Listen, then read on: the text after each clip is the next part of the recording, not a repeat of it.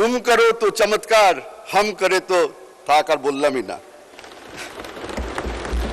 British boarding স্কুলের product হলে উর্দু ভালো জানেন। মাননীয় স্পিকার, এখানে বসে বসে অনেকখানি উর্দু শিখে ফেলেছি। এখানে আমরা এখন অভ্যস্ত হয়ে গেছি। বর্তমানে একটা কম্পিটিশন চলছে। কম্পিটিশনটা হচ্ছে গিয়ে কে কত ভালো আরবি বলতে পারে, কে কত ভালো আয়াত মুখস্থ করে বলতে পারে।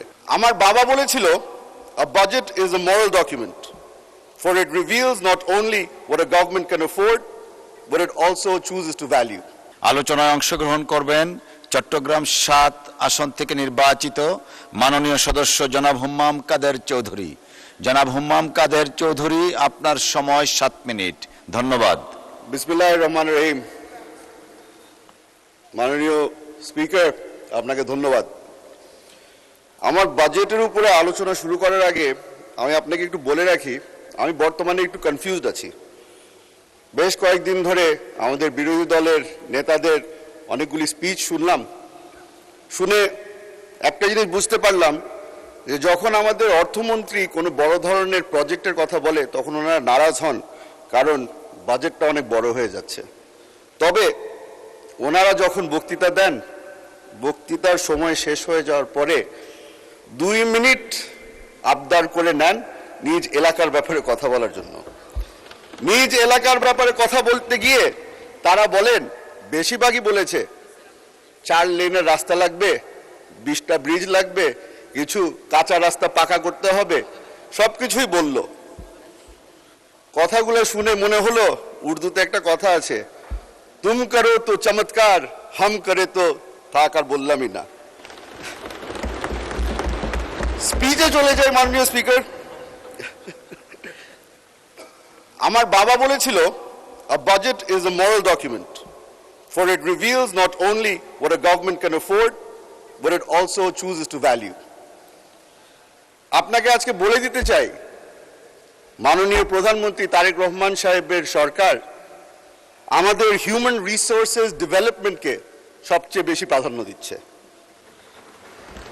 সবাই ছোট ছোট করে বলে, একজনে বলে এডুকেশন, একজনে বলে হেলথ কেয়ার, সবকিছু যদি আপনি এক জায়গায় মিলিয়ে নেন তাহলে ওটাকে হিউম্যান রিসোর্সেস ডেভেলপমেন্টই বলা হয়। এখন এই জায়গাটায় যখন আমি আসি, আমাদের টেকনিক্যাল এডুকেশনের ব্যাপারে প্রথমবারের মতো আমি শুনতে পেরেছি যে বাংলাদেশ জাতীয়তাবাদী দলের সরকার একটি বড় অঙ্কের বাজেট আমরা তৈরি করেছি এই সেক্টরের জন্য। আমি তার কারণে ধন্যবাদ জানাই মাননীয় অর্থমন্ত্রীকে। মাননীয় স্পিকার, এই বাজেটকে ডিসক্রাইব করার সময় বিরোধী দলের নেতারা এটাকে বলেছে রিস্কি, ওভার অ্যাম্বিশাস, একবার বোধহয় শুনেছিলাম একজন বলেছিল ফ্যান্সিফুল। এখন গতকালকে আলাপ আলোচনার সময় আমার পিছনে একজন আমার নিজের দলের একজন নেতা বলেছিল এটা একটা সাহসী বাজেট। এখন আপনি হয়তো শুনে সাহসী কেন বললাম, উনি বলেছিল আপনি চিন্তা করছেন, তবে আমি একটু ব্যাখ্যা দিয়ে রাখি। আমার প্রধানমন্ত্রী আইনমন্ত্রী এনেছে চট্টগ্রাম থেকে, সাহসের কমতি ওখানে কোনো সময় হয় না। আলহামদুলিল্লাহ। আইনমন্ত্রী না, অর্থমন্ত্রী। সরি, অর্থমন্ত্রী। মাননীয় স্পিকার, আমি আপনার থেকে বেশি সময় নিব না, কারণ আমার নিজ এলাকারও কিছু বিষয় আপনার সামনে তুলে ধরতে চাই যেটা ন্যাশনাল ইম্পর্টেন্সের সাথে চলে আসে। আমাদের বিরোধী দলের অনেকেই বলেছে যে আমাদের ট্যাক্স কালেকশন নিয়ে অনেক জায়গায় আমাদের ঘাটতি আছে। ওনারা আমাদেরকে বারবার করে প্রবলেম দিচ্ছে, সলিউশন দিচ্ছে না। আমি আজকে ছোট একটা সলিউশন নিয়ে এসেছি। রাঙ্গুনিয়া চট্টগ্রাম ৭ আসনের সবচেয়ে বড় সমস্যা বর্তমানে হচ্ছে অবৈধ বালি এক্সট্রাকশন। এটা হয়তো আমাদের এখানে সংসদ সদস্য অনেকেই আছে যাদের এলাকায় একই ধরনের সমস্যা ঘটছে। আমি একটু, অনেকে বলেছেন আপনাকে যে এই বাজেটটা খালি প্রফিট অ্যান্ড লসের ব্যাপার না, আমি একটু প্রফিট আর লসের ব্যাপারে আসি। 2021 থেকে 2026 পর্যন্ত এই অবৈধ এই বালির ব্যবসার থেকে রাঙ্গুনিয়া একা ওখান থেকে 12 কোটি 80 লক্ষ টাকা রেভিনিউ কালেক্ট করা হয়েছে ট্যাক্সের আকারে। তবে এই বালি এক্সট্রাকশনের কারণে যে ক্ষতিটা হয়েছে এই নদী ভাঙ্গনের কারণে আমাদের ওখানে 80 কোটি টাকার খরচ করতে হয়েছে ব্লকের মাধ্যমে এবং নদীর পার ঠিক করার কারণে। এই জিনিসটাকে যদি আমরা সলভ করতে চাই তাহলে ট্যাক্স কালেকশন আমাদের বাড়াতে হবে। বর্তমানে বিশেষজ্ঞরা বলছে 60 to 70% of all sand extracted from the river is done so illegally. এই ইলিগাল ব্যবসার কারণে বর্তমানে এই ব্যবসাটা খালি একজন সেক্টরের মানুষ এটা নিয়ন্ত্রণ করছে, এটা হচ্ছে কি একটা মাফিয়া সেক্টর। এই মাফিয়া সেক্টরের কারণে আমার এলাকায় কিছুদিন আগে একটি হত্যাকাণ্ড ঘটেছে, যেখানে মাসুদ চৌধুরী নামের আমাদের যুব দলের এক নেতাকে নির্মমভাবে হত্যা করা হয়েছে। এই জিনিসটা আমি তুলে ধরছি কারণ আমি খেয়াল করে দেখলাম যে আমাদের বর্তমানের হোম মিনিস্ট্রির বাজেটকে 6.2%-এই খালি ইনক্রিজ করা হয়েছে। এই 6.2% ইজ নট এনাফ। আমাদের বাংলাদেশের পুলিশকে যেভাবে করে আমরা দেখি বর্তমানে, তাদেরকে আরো শক্তিশালী করতে হবে। They have to be well equipped and well trained. মাননীয় স্পিকার, আমাদের একটা এখানে আমরা এখন অভ্যস্ত হয়ে গেছি, বর্তমানে একটা কম্পিটিশন চলছে।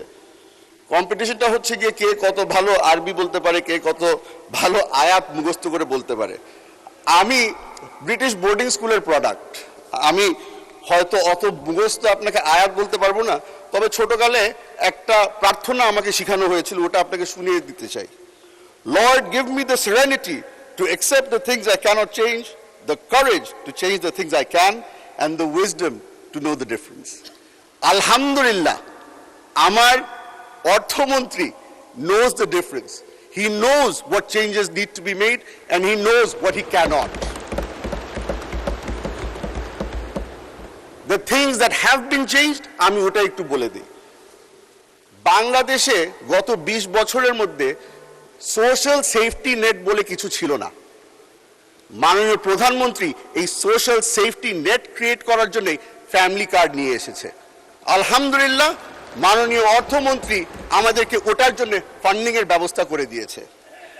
The things we cannot change, আমাদের বাংলাদেশে ওনারা বারবার করে বলছে ট্যাক্স কালেকশনের উপরে আমরা নির্ভর। আমি ট্যাক্স কালেকশনের উপর নির্ভর না, আমি এফডিআই এর উপরে নির্ভর। আমি যে ব্রিটিশ বোর্ডিং স্কুলের প্রোডাক্ট হলে উর্দু ভালো জানেন, আরো 2 মিনিট বাড়ানো হলো। মাননীয় স্পিকার, এখানে বসে বসে অনেকখানি উর্দু শিখে ফেলেছি। মাননীয় স্পিকার, ফরেন ইনভেস্টমেন্ট আনার জন্য, ফরেন ইনভেস্টমেন্ট এর যারা যারা ইন্টারেস্টেড আছে তারা বারবার করে একটা জিনিসই খুঁজে, স্টেবিলিটি।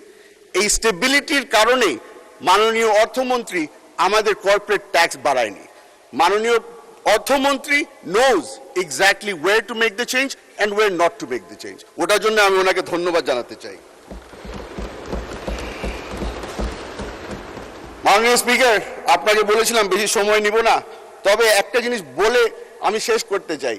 আমাদের বিরোধী দলের বন্ধুরা বারবার করে বলে যে এই বাজেটটা অনেক বড় হয়ে গেছে, অনেক বড় হয়ে গেছে, মোটা বাজেট দেওয়া হয়েছে। সেই কারণে একটা মজার একটা জিনিস বলে দিতে চাই। I ask the opposition not to judge this budget on its waistline, but on its backbone. আমাদের অর্থমন্ত্রী এমন একটা ব্যাকবোন বানাতে চেষ্টা করছে যেটার উপরে আমরা নেক্সট 5 বছরের ডেভেলপমেন্ট আমরা দাঁড়া করাতে পারি। মাননীয় স্পিকার, আপনাকে ধন্যবাদ। আসসালামু আলাইকুম।